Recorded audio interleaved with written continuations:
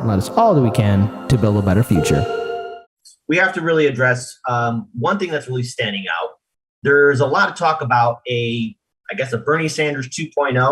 Now, I got my opinions about this individual, especially, endorsements that was made after the 2016 primary. But John Fetterman wins the primary in Pennsylvania, so he'll be going on into the general election part of it.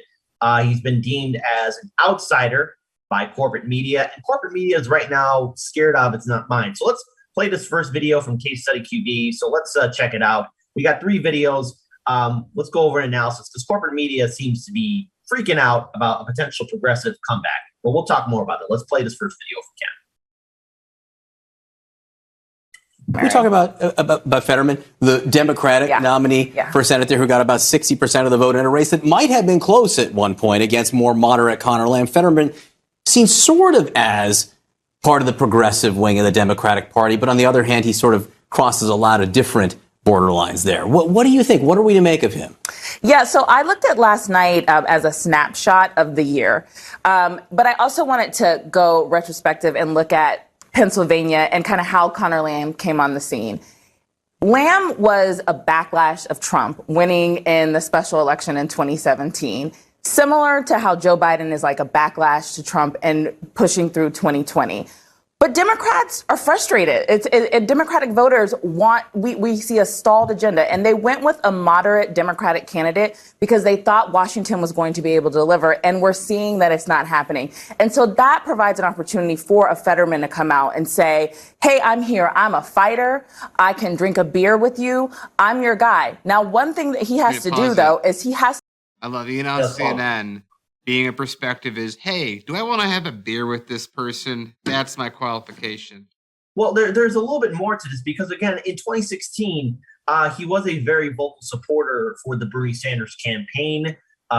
He was one of the loudest voices for Bernie Sanders, especially in Pennsylvania when, of course, we were covering the convention in Philadelphia. Of course, that was a whole other nightmare upon itself. But he did run a very different campaign. And the fact that he wins this Senate primary should show a lot of people that, okay, he wins the primary. Now, there's a lot of this fear from corporate media. They're saying, is this a person we want to sit down with? Of course, corporate media is giving its neoliberal bias. But again, when all the videos are done playing, I'll give my final thoughts on what I think about John Fetterman. Let's play. Didn't you hear? The reason he won is because people wanted to drink beer with him. No. That's not why he won. That's why I understand the progressive movement now. It's people I want to drink beer with. Yeah.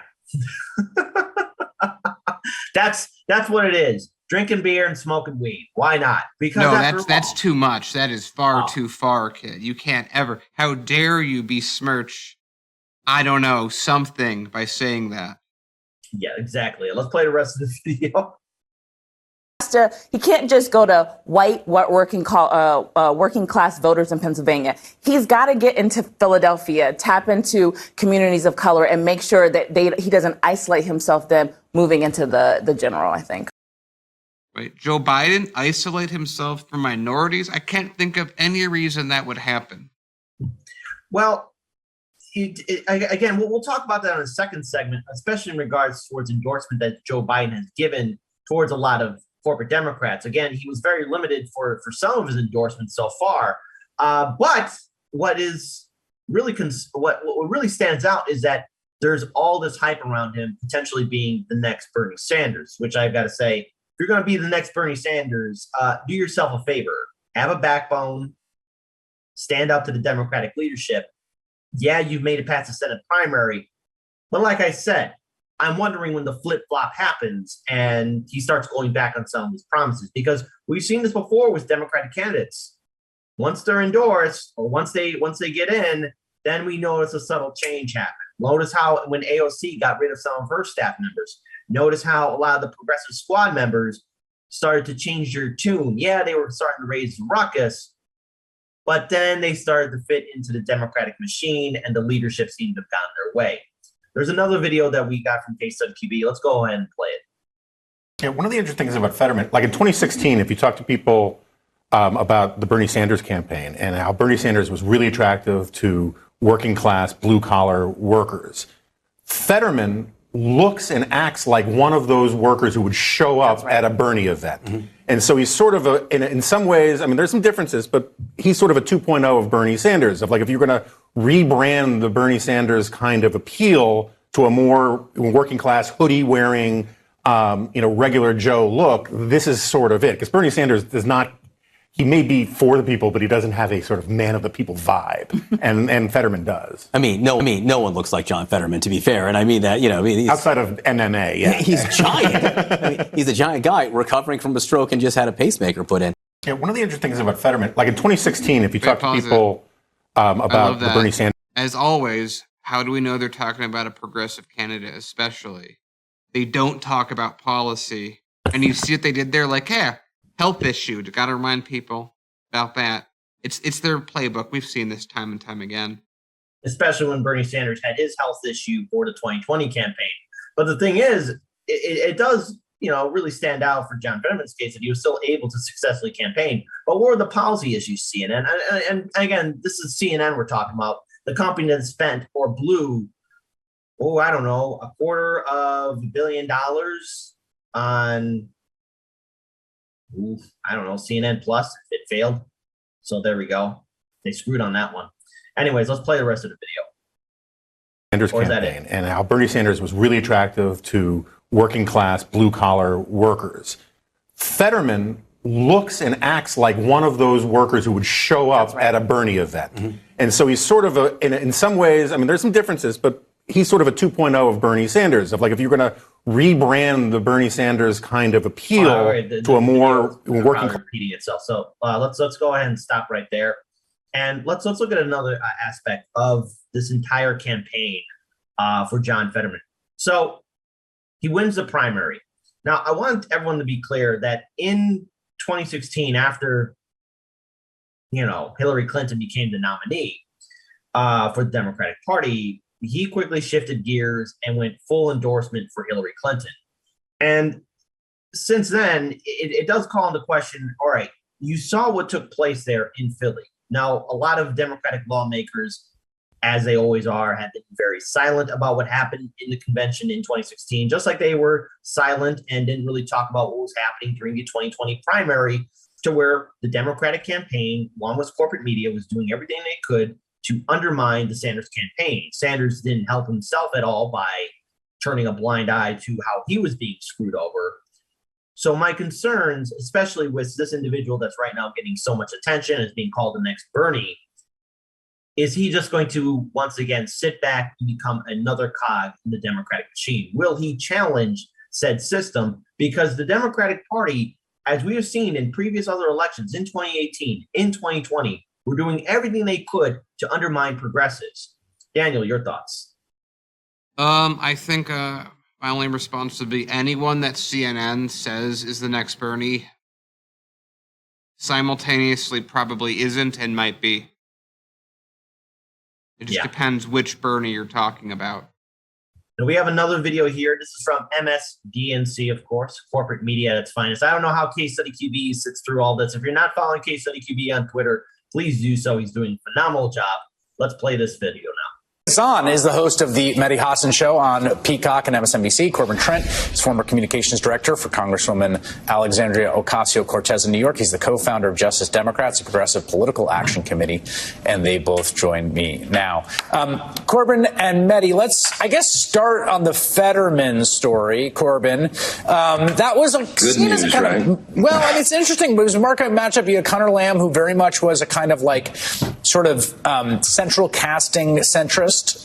Both in sort of positions and vibe. John Fetterman, who doesn't look like other politicians, but a pretty resounding victory for Fetterman, even after the health scare in the last 24 hours. Yeah, I think, for me, that's a pretty exciting victory for tonight. You saw a guy that's running outside of the box. He's running behind things like Medicare for All. And, I think it's exciting to see him win. I think personally, it's been my experience when Democrats run to their sort of core values and they act like a party that understands people's pain and understands what people's lived experience are like, and they do better. And I think he's got a good way of communicating with people that they trust. He seems, he seems like a man of the people, or whatever you want to call that. I don't know what that quality is, But I think he carries that in spades, and people sort of gravitate towards that, for better or for worse. And I think in this case, it's for better. I think, Mehdi, I think it's an interesting. It'll be an interesting test case because I think. All right, so here's a couple things I want to take away from that.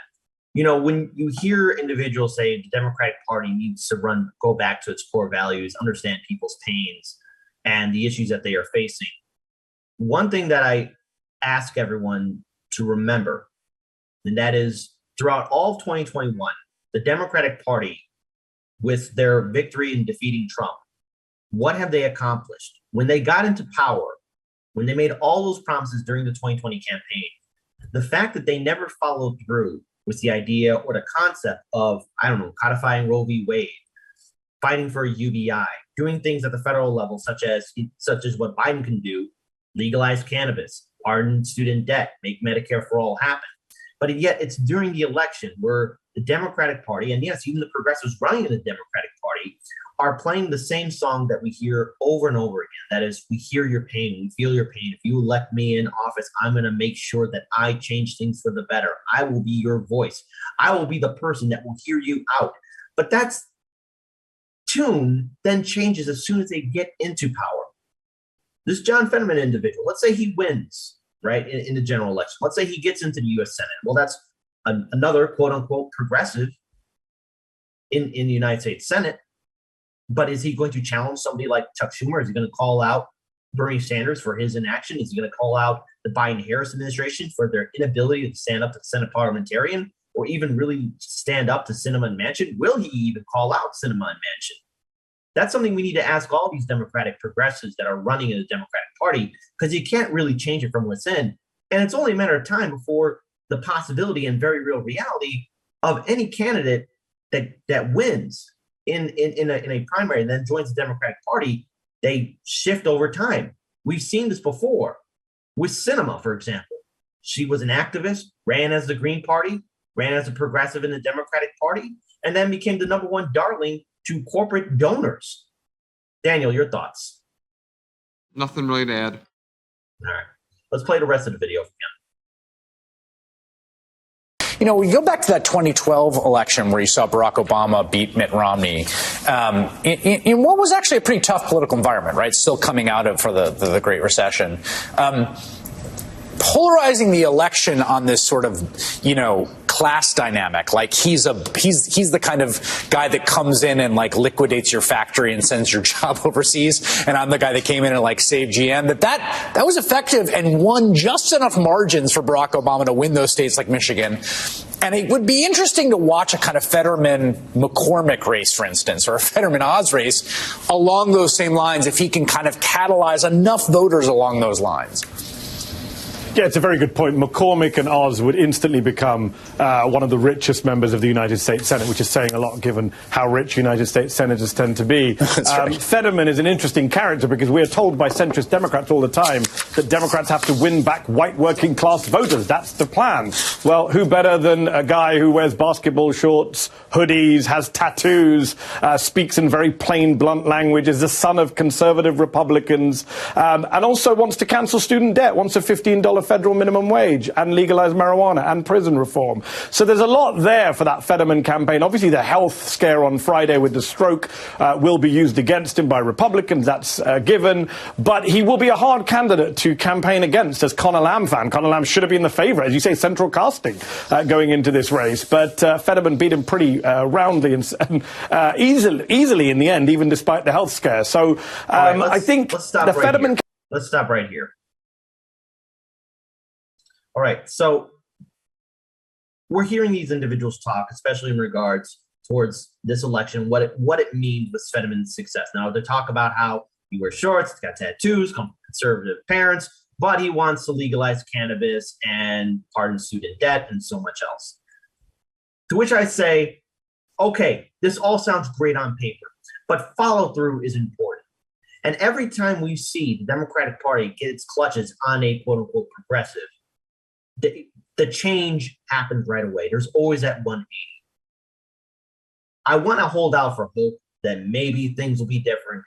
But our audience, we've all been burnt out by electoral politics. We've seen the failure of trying to reform the Democratic Party. We've seen quote unquote progressives who promise to raise the ruckus, then start praising Nancy Pelosi as Mama Bear, or saying that Biden has exceeded expectations, or calling Joe Biden their good friend, and so much more, and so happy that Biden isn't Trump. You can only use that for so long, and people are very burnt out. Now, again, I am surprised on how voter turnout happened for this key primary. But now the general election is going to happen, and there will be a fight between the quote-unquote Bernie Sanders 2.0 and the Republican nominee. And this is where we need to see that fire, that action, that emotion, the rage, showing that we need to help out the American people. It's no longer just words and statements, it's action and follow through. Will he actually use his platform to really pummel the GOP nominee?